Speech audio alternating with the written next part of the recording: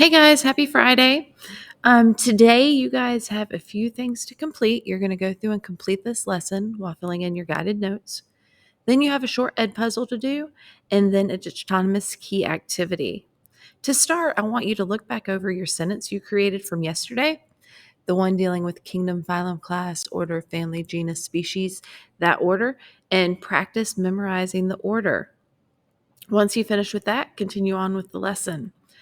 You can pause and start the lesson at any time. So while you're doing your notes, make sure that you go through and pause when you need to so you can fill them in. Today, you should be able to develop and use models to classify organisms. You're going to need your Chromebook, a pencil, and when you're done with the lesson and the ed puzzle, the autonomous key paper.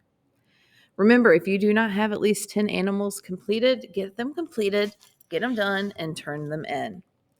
All right, we're going to pick right up where we left off yesterday. After kingdom, at the top of the pyramid, is phylum. Phylum takes each of the kingdoms and divides them into different groups. It is the first division for each kingdom. In the plant kingdom, phyla are sometimes referred to as divisions. Plants are normally divided into two groups, vascular and non-vascular. Vascular plants are like the one on the left. They have the veins running through them. The non-vascular are the ones like liverworts on the right. They don't have the veins running through them. If you pick up a leaf off the ground that's fallen off a tree, you can actually see the veins that are in it. That means that it is vascular. In the animal kingdom, there are 35 different phyla. So it takes the animal kingdom and splits it into 35 groups. But of those groups, one of them is vertebrates. The other 34 represent invertebrates.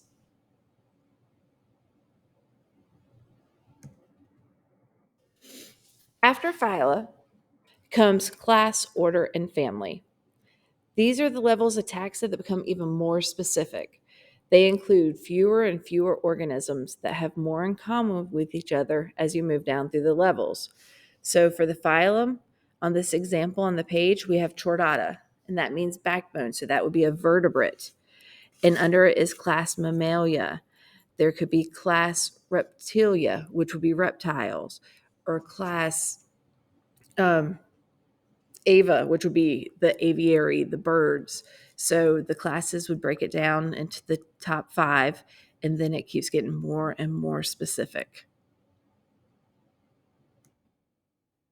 The genus, which if we look back at this, the genus is the second one from the bottom, contains really closely related organisms. This genus is used as the first word in an organism's scientific name. And the species is the one at the very bottom. This represents just one animal. It is the smallest group. It consists of all the organisms of the same type, which can breed and produce young of the same kind. The species is used as the second word in an organism's scientific name. So the scientific name is its genus and its species put together. So in this example, we start off with kingdom Animalia. It has all the animals in it. And then phylum is Chordata. That means backbone. So if you look, it got rid of the sea star. And then class Mammalia. So those are our mammals. And it got rid of the little sea snake or the snake up there because the snake is not a mammal, it's a reptile. So all we have left are the mammals. Then we go down to the order, and it's carnivora. That's our animals that eat meat. So we're left with all those bears and the fox, and the squirrel goes away because it eats acorns. So the squirrel would go away because it's not a meat eater. And then family Ursidae. That means the bear family. And so if you notice, we got rid of the fox, so it's just the bears. And then genus Ursus, and it got rid of the panda bear. I'm not sure why the panda bear got lost on that, but he did. And then the species is Ursus arctos. Arctos sounds like Arctic to me. So that makes me think that that is a polar bear. Polar bear. So its species and scientific name would be Ursus arctos. The scientific name can also be called binomial nomenclature. I'll say it again, binomial.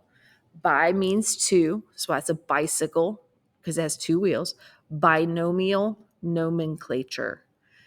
And this is made up of the genus and the species. It is written in italics. Italics is the crooked letters. The genus is capitalized, just like your first name is capitalized, but the species is lowercase. So it's written in italics or the slanted word or slanted letters. The genus is capitalized and the species is lowercase. Every species has a unique scientific name that consists of the two parts, binomial, is genus and its species. So for the lion, we've looked at the lion before. His scientific name is Panthera leo. If you notice, its genus is capitalized and its species is lowercase. And it's got the slanted letters, the italics. Let's look at another one. The pebble crab. This is a crab. I would assume it lives in pebbles or on rocks. Its scientific name is written right here. If you notice, it is written in italics. It is made up of its genus and its species. The genus is capitalized and the species is lowercase. All right, guys, those are your notes for today. What you're going to do from here is go to the weekly chart and complete the ed puzzle that has been assigned to you. And then when you finish that, you have a fun activity dealing with dichotomous keys.